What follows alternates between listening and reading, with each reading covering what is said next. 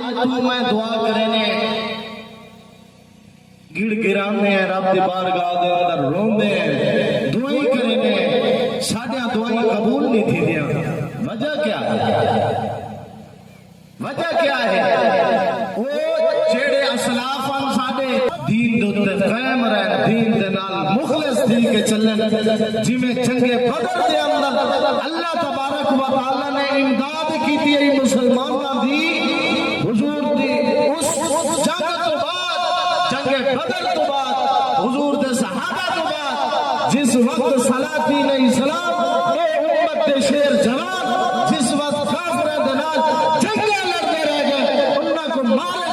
مرے دے رہ گئے قتل کرے دے رہ گئے اگر کسی وقت مشکل آ گئے جویں اللہ تبارک و تعالی نے جنگ بدر دے اندر مسلماناں دی مدد کیتی ہے ایویں انہاں دی بھی مدد کرے گا